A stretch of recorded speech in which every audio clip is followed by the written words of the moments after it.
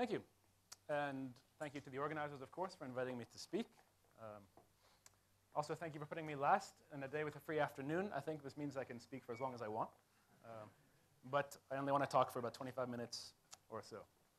So this talk is about some unpublished work, which I'm excited about foundations of ADS-CFT.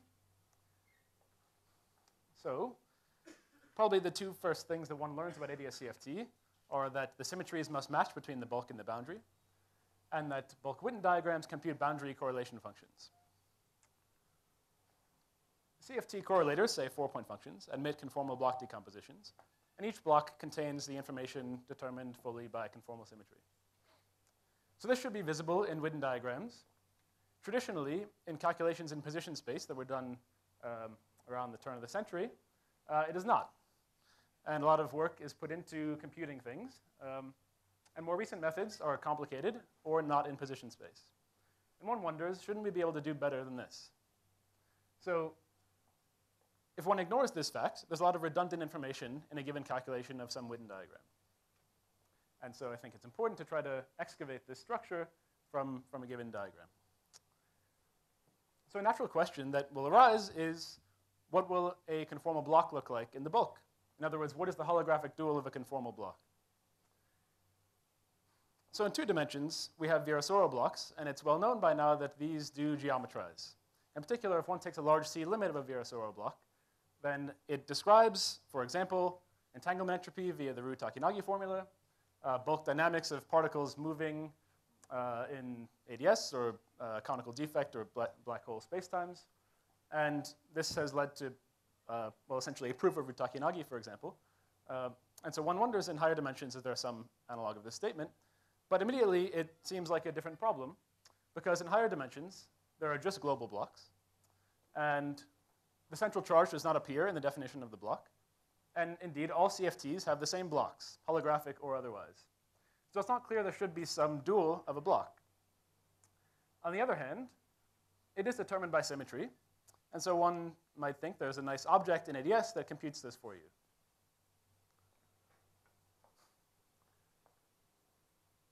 So the results that I will present in this talk are as follows. So a new and dramatically simpler treatment of Witten diagrams in position space that does make manifest the conformal block decomposition in the CFT. And along the way, we'll uncover what the holographic dual is of a generic conformal block in D space-time dimensions. And by generic, I mean I'm not scaling any dimensions of external or internal operators. And at the end, I'll talk a bit about how these results relate to finding the holographic dual of a Virasoro block and a certain limit of large central charge called the heavy light limit, recently discussed by Fitzpatrick, Kaplan, and Walters, as I will explain in more detail later. So a natural thing one might say at this point is, well, what about Mellin space? And the Mellin program has been very powerful, as we'll hear more tomorrow from Joao. And one of the original attractions was that it makes manifest the exchange of a given twist operator in the OPE. There's a correspondence between terms in the Mellin amplitude, namely the poles at a given twist, and terms in the CFT conformal block decomposition that contribute at that twist. And so I think the results of today show that one need not go to Mellin space to see this structure emerge. Of course, the Mellin program has taught us a lot, and I think will teach us a lot more about consistency of theories of gravity, aspects of chaos, crossing symmetry, and so on. And so this is sort of a complementary approach, and we'll hear more about this tomorrow from Joao. So the answer to what a conformal block is, or rather what the holographic dual of a conformal block is already hiding in these slides. It's actually this thing in the back. And so this looks like a Witten diagram, but in fact, it's not. These dotted lines are geodesics, and I will explain in detail how one computes this later. So these are the punchlines. So for most of the talk, I'll talk about this first subject. At the end, I'll turn to the large C Virasoro block part. And this is based on work with Elliot Hijano, Per Kraus, and River Snively. Elliot and River are 2 excellent grad students at UCLA. So we heard yesterday from David what is known about conformal blocks. Let me just recapitulate a little bit of that. So I have some 4-point function of local operators. There's some power law piece times some sum over conformal blocks with OPE coefficients denoted by C here. So when the external operators are scalars, we know quite a bit about the blocks. So these, in any dimension, admit series and integral representations that are known for some time. In even dimensions, they are hypergeometric functions. In all dimensions, they obey a Casimir equation for the conformal group. And they can be well approximated, say in odd dimensions where one doesn't have a closed form expression, by a sum over poles, much like Zamolodchikov's recursion relations in 2 dimensions. Okay, see it's cut off a bit on the right. Shouldn't be a big issue. So if one turns to the case where the external operators have spin, then we know some, but not all, of the blocks. And so there are recursion relations for these as well, and you can generate a lot of them in a series expansion. The more complicated the external representation, the less we know about these blocks.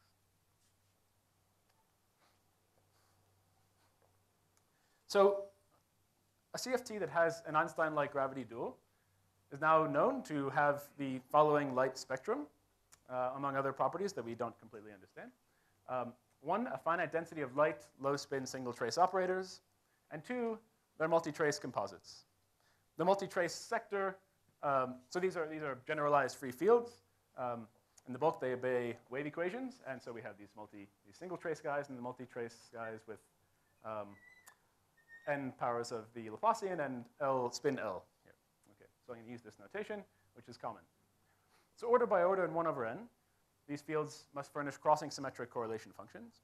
And in the bulk, these are computed by the Witten diagram expansion, order by order in the Newton's constant, which maps to 1 over n or 1 over n squared, etc.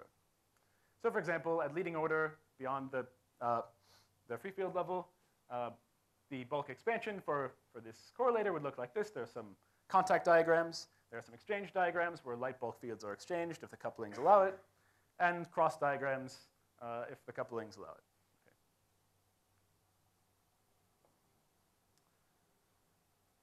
So just to say a little bit about what's known about these diagrams already. So the contact diagrams are, in a sense, simpler.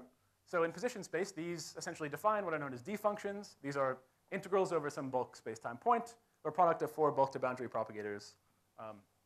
And on the other hand, the exchange diagrams are generically written as infinite sums of these D functions. Okay, so one can manipulate the diagrams to show that you can write it as an infinite sum of such contact diagrams. And in general, these D functions, of course, by definition, have an integral representation. But for general external dimensions, one can't do much better than that. Okay, in other words, one can't actually perform the integral. For integral dimensions, one can, and that often is what happens in top-down models of ADS CFT. In Mellin space, there's a very clean interpretation of these diagrams. So the contact diagrams have polynomial Mellin amplitudes. And indeed, this makes it very simple to match the constraints of crossing in a large N CFT to the possible local ADS interactions. On the other hand, an exchange diagram has a Mellin amplitude, which is a sum of poles, plus some polynomial piece. And in general, it's an infinite sum of poles. And sometimes this sum truncates just as sometimes in position space, the sum of D functions is finite rather than infinite. As far as the CFT interpretation of these diagrams is concerned, it is known that the contact diagrams contain double trace conformal block exchanges, whereas the exchange diagrams contain a single trace exchange due to the operator dual to this guy, and then an infinite sum of double trace exchanges, where these double trace operators are made of the external operators. So what has been computed? This is a subject with a lot of history, but just to sort of give a broad brush summary. Back in the earlier days of ADS CFT, people started with the simpler diagrams where you have scalar contact interactions, managed to compute these, subject to the fact that you can actually do these D integrals in many cases, and looked at scalar, vector, and graviton exchange for external scalars, and managed to do this in the context of ADS 5 times S5 and extract lots of information about n equals 4 super Yang-Mills at strong coupling. These calculations were done in a double OPE expansion. So in some asymptotic limit where these points approach each other and these points approach each other, for example. Okay. But as I've stressed, in those calculations, the blocks do not appear. Okay. More recently, there have been two main additions to this story. One has been, again in position space, the use of the so-called split representation of the bulk-to-bulk propagator. This is relevant for computing the exchange diagrams. And using this representation, one actually does make manifest the conformal block decomposition in the CFT written in contour integral form. The other main development, of course, is the Mellin amplitude story. But the split representation is rather involved technically, especially as one increases in spin. The Mellin representation is not in position space, which, as a matter of taste, is or is not a bad thing. And so this still begs the question, can I find the conformal block decomposition in position space in some streamlined way? In addition, for these simpler diagrams, the contact diagrams, the split representation is not relevant. Right? OK, so now on to what's new. To proceed, we'll introduce the following identity, which is obeyed by ADS scalar bulk-to-boundary propagators. So consider the product of two bulk-to-boundary propagators from points x1 and x2 on the boundary to the same bulk point. The statement is that you can rewrite this as a sum over constants, which I call a12n, which we can derive, I won't show them here, times the following configuration. The product of two bulk-to-boundary propagators from the two boundary points to a geodesic, parametrized by proper distance lambda, and then a bulk-to-bulk propagator from that geodesic to the original point y. As a picture, I think this bottom thing makes it clear. This is what we start with, and we write it as a sum over configurations like this. Here and in the rest of the talk, blue lines are proper propagators, and orange lines are geodesics. Okay. So this is true. And to see that this is true, and sorry, before I move on, it's very important that the dimension of the bulk-to-bulk propagator here is constrained to be this, the sum of the dimensions of these two operators plus 2n, where n runs from 0 to infinity. These are, of course, the leading order dimensions of the double trace operators you form with operators O1 and O2. So to see that this is true, that says geodesics. To see that this is, yes.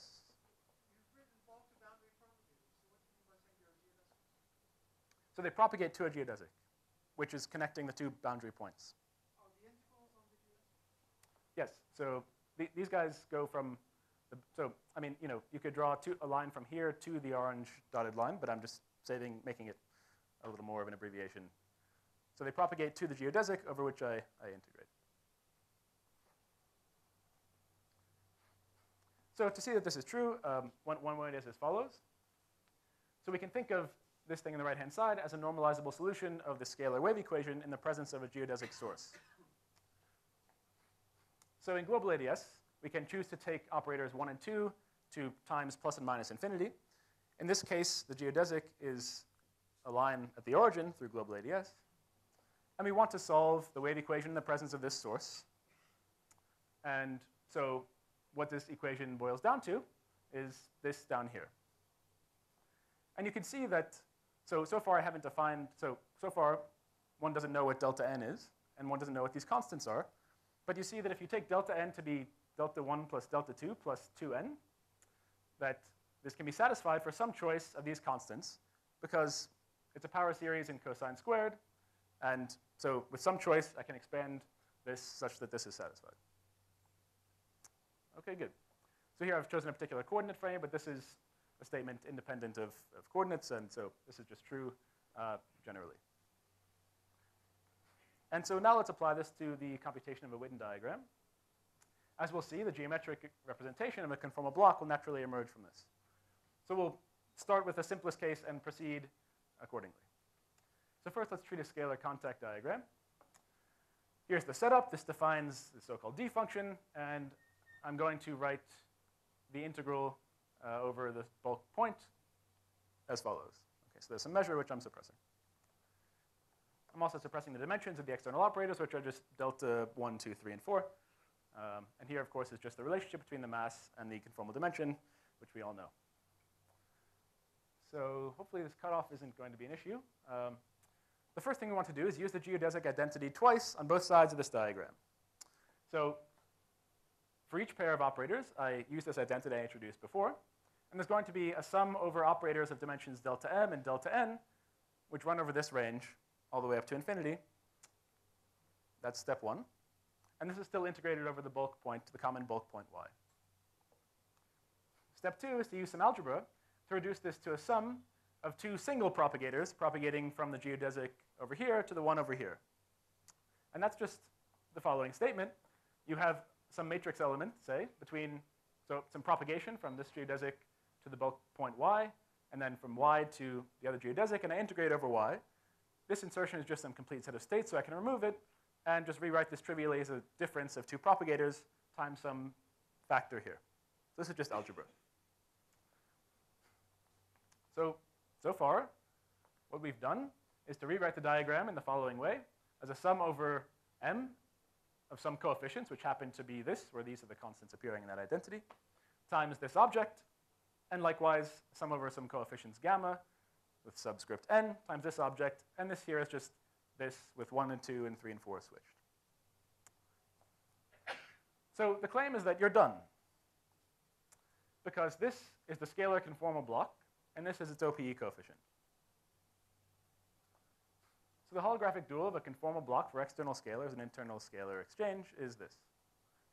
It is this diagram with geodesics linking the 2 pairs of boundary operators, a bulk-to-bulk propagator between the 2, and integrated over the 2 geodesics weighted by the propagators of each of these fields to those geodesics. So in fact, this geometrizes the original integral representation of the block that was introduced about over 40 years ago, because one can actually compute this, right? This is an equation, and one gets this. So this is not too tough to do. And one looks back at this paper, and actually this is literally the integral representation appearing in that paper. So this is not a conjecture that this is the holographic dual of a block. It is literally computing the block. In that sense, holographic dual is kind of a funny term. It's a geometric representation in ADS of the conformal block. So the final result is just this. The D function is manifestly decomposed into conformal blocks for the appropriate double trace exchanges with OPE coefficients beta and gamma given by the combination I showed previously. And so in the CFT, this is the desired structure that we know we should expect. So now a handful of comments are in order. Notice that we actually had to do no integration, and the point is that the integration was soaked up into the definition of the conformal block written as some object in ADS. So there was a paper from 1999 or so called How to Succeed at Z Integrals Without Really Trying by Doker, Friedman, and Rastelli. And if that's the level of, if that sets the bar for effort, I think this somehow is even less effort than that. Okay. So this gives a geometric decomposition of any D function into scalar conformal blocks. And I just point out that these D functions appear not just in the context of holography, but also in perturbation theory. For example, in n equals 4 super Yang-Mills. At weak coupling, this appears at linear order around the free point if one computes this 4-point function of the 20 prime. Okay. So it's interesting to associate a geometric object with this function. Okay. So for non-generic operator dimensions, logarithms appear. And that's because the double trace operators have anomalous dimensions, and they appear in both OPEs of the 1, 2, and 3, 4 operators at leading order. So at order 1 over n squared, you'll get logs. Back in the day, there was some confusion about their interpretation that was eventually settled, and some correspondence was found. But in that context, one looks at this bulk Witten diagram and looks for a regime of integration over the bulk points where the logarithm comes from, and identifies this as the contribution of a double trace operator. Here, it's immediate and algebraic. So we take the previous expression, and we note that when the dimensions are, for example, identical, so there are pieces that would vanish. And so you take the limit where the dimensions go to 0, and you find that there's a piece times the block, and a piece times the derivative of the block. And the logs come from here. Furthermore, so here I'm using conventional notation for the OPE coefficients squared, which are just P1, which is the order 1 over n squared contribution to the squared OPE coefficients. And gamma is the anomalous dimension at first subleading order. And one can check that in this case, one reproduces the right relationship between this OPE coefficient and this anomalous dimension as originally conjectured by Heimskirk et al. And proven by Fitzpatrick and Kaplan. So this reproduces all known results rather straightforwardly. So 2 comments about this in the context of Mellin space. So I should say that the OP coefficients and the anomalous dimensions have been derived in that context. You give me a Mellin amplitude, and I can give you, or rather Fitzpatrick and Kaplan, can give you the 1/n squared corrections to the anomalous dimension and the OP coefficients. So that's been done. Here it's a natural and geometric way of doing the same thing. And the second point is that despite the exponential Mellin representation of a conformal block, it still has a nice interpretation as an object in ADS.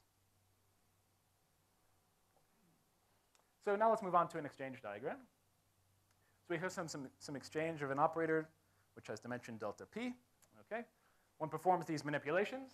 The only difference after the first step is that now you have the original propagator going from this bulk point to that bulk point. One again uses some algebra to rewrite this as a sum over single propagators between the 2 geodesics. And following this through, the final answer is as follows. You have a single trace exchange for the operator dual to this field, and an infinite sum over the double trace guys you expect. And this is, again, reproducing the known structure from CFT.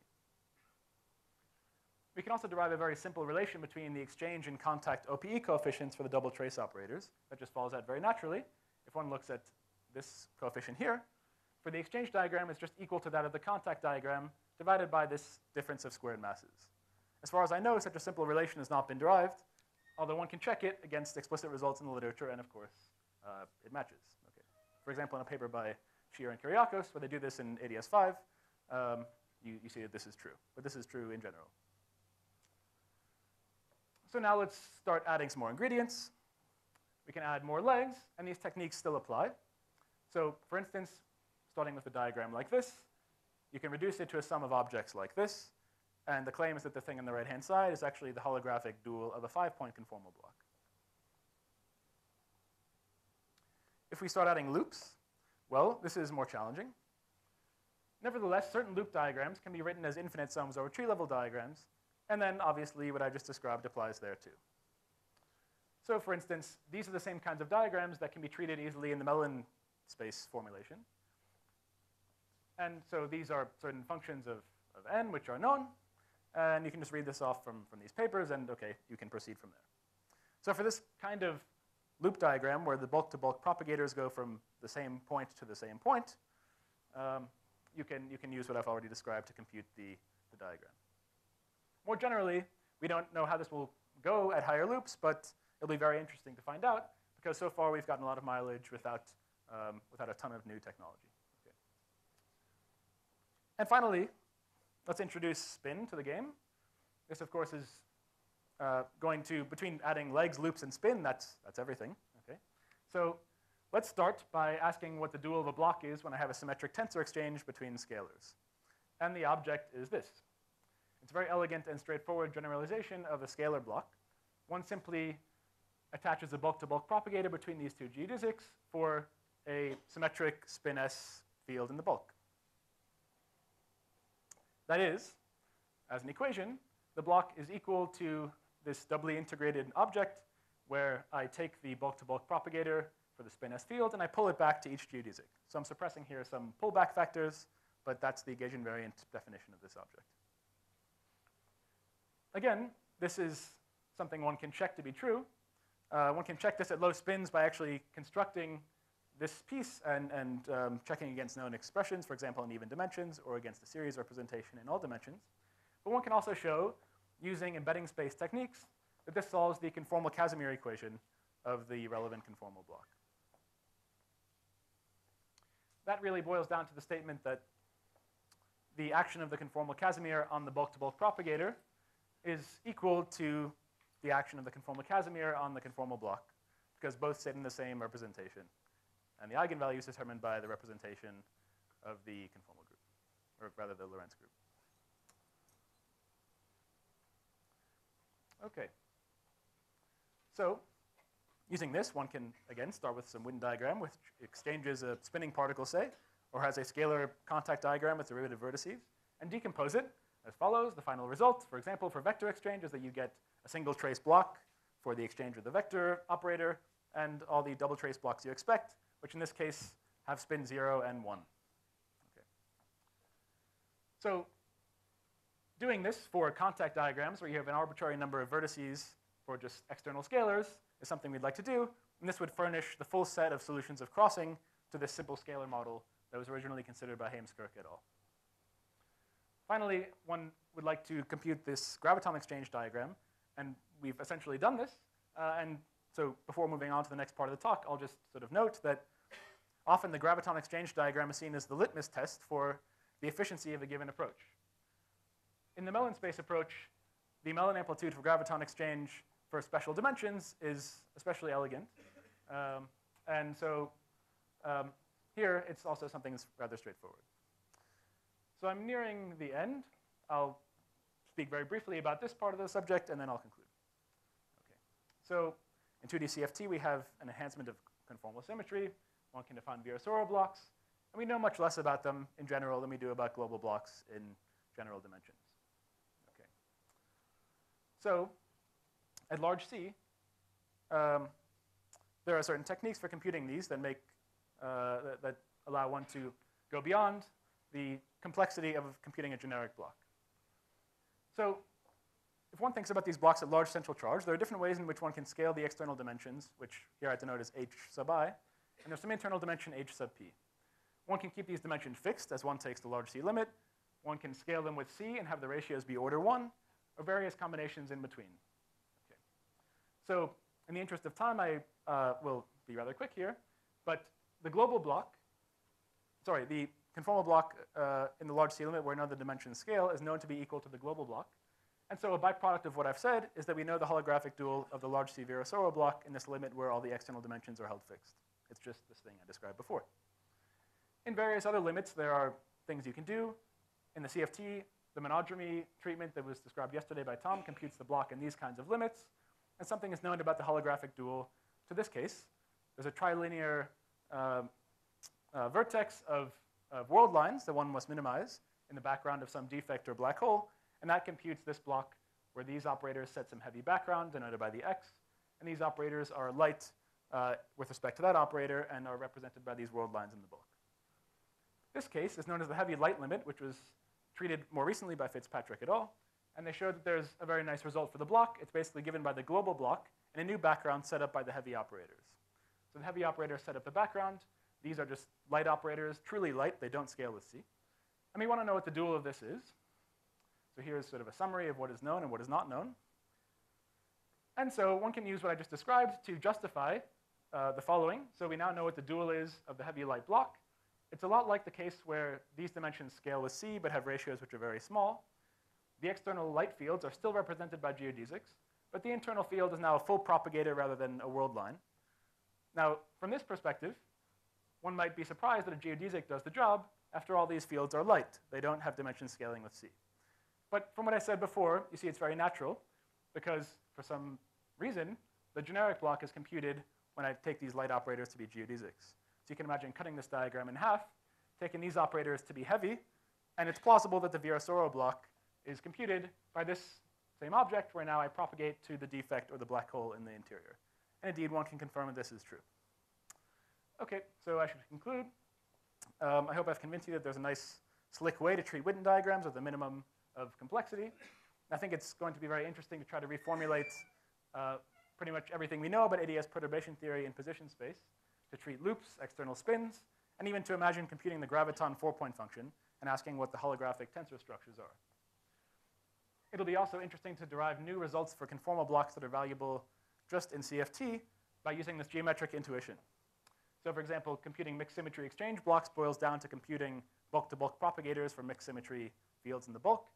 You can imagine taking various other limits where you can use world lines, and I think this will be a very fruitful perspective. And more generally, one can ask what this object that represents the conformal block in the bulk, how it appears in the theory with finite n, because after all CFTs, finite n or large n, have the same blocks. And so I think it would be interesting if this told us something about the nature of ADS CFT beyond the planar limit. And in the meantime, we'll just try to work on the 1/n expansion and see what we can say. So thank you.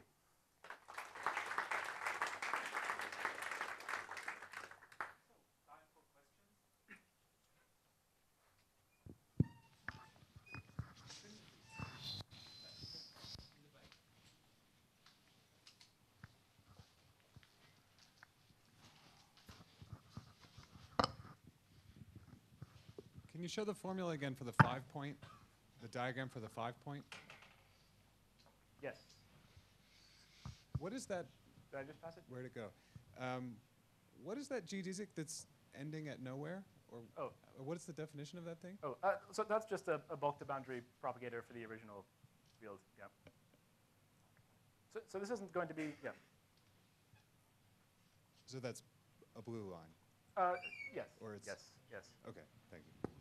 So, of course, I'm not sure this is the best representation of a 5-point block, but it has the features you like. I mean, there are 2 dimensions here. You have to, yeah. So this represents the features of a CFT 5-point block. Maybe it's the best you can do in the bulk, maybe not, but it's, yeah. Thanks. So actually, that was precisely my question, but I'm still not happy. So this point in the middle, where is it integrated over? So here, that point in the middle is integrated over all of ADS. Using the techniques I described, I can't do better, right? Because, yes, I can't, because there's an external line attached. That's why. Yeah.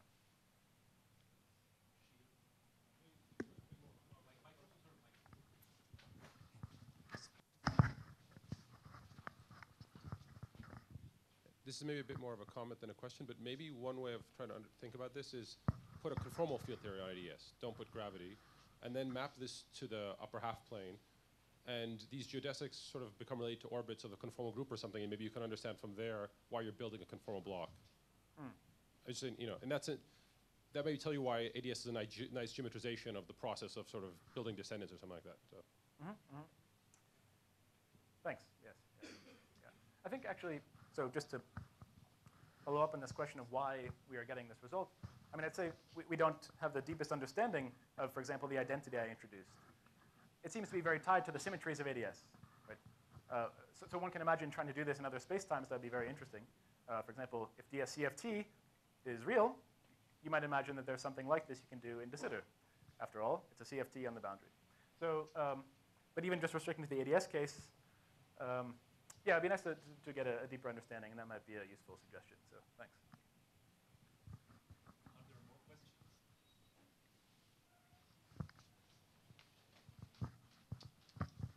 Yeah, does your representation give a new way to think about the poles in the conformal blocks? Let's see. You mean the negative dimension that in the rational approximation? Yeah. I haven't thought about this. Let's see. Probably. So having shown that this diagram literally is equal to the block, yeah, it's not. I don't yet know how to take this diagram and think of it, break it into its constituents. I mean, so of course you can take an OPE limit of it and just ask what's happening term by term, and then that's where you'd see these poles, right? So that's not something we've done, but yeah. So you show how to go from Witten diagrams to blocks. Can you go the other way? So start from the block and rewrite it in terms of Witten diagrams? I think so. So it'll, yes.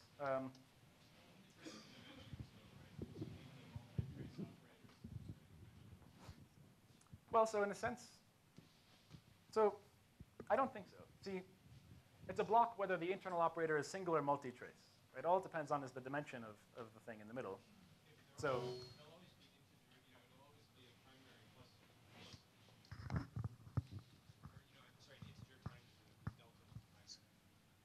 It's a generic conformal block. You could have an arbitrary dimension going in the middle that has nothing to do.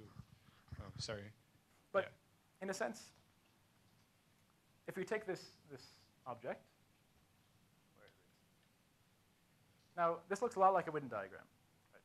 If these external geodesics were blue lines, it would be a Witten diagram.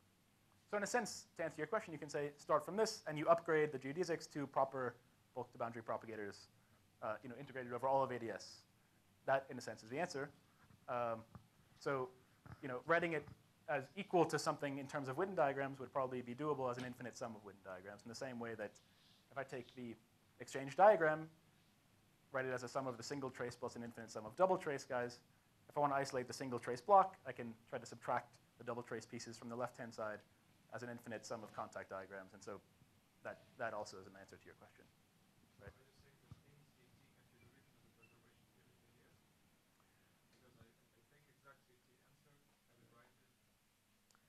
what I'm saying is that you can replace each block with this object.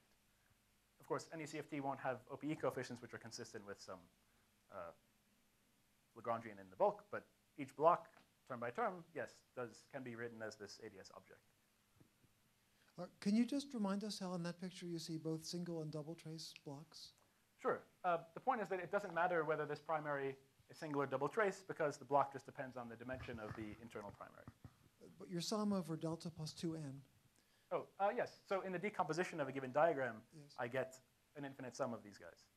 And some of them are single trace and some of them are double trace, and that just follows from the dimension propagating them. Well, if you go back a little bit before where you got this from, sorry, a little farther back, Here. to the original diagram before you introduced your geodesics. Not this one, the one before.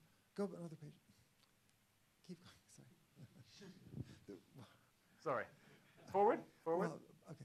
Somewhere you had a diagram with bulk to boundary propagators and one bulk to bulk propagator. Not the scalar contact. The exchange. The exchange Sure, diagram. Sure. There we go. Okay, well, all right, fine. There, one page. Okay, on the left there. So here delta p Yes. is the dimension of delta p is in general unrelated to the dimensions of the external guys. Yes. To get a double trace operator, the two interaction vertices and the points on the left all collapse to a point. And I don't see how that process is reproduced in your description.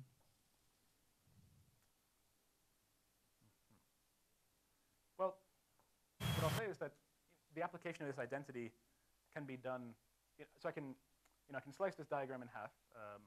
It doesn't matter what's on the other half of this point, right? I use the identity on this part, and then after some processing, I will see no matter what is in the rest of the diagram that I get the double trace operators of these two, comprised of these two external operators.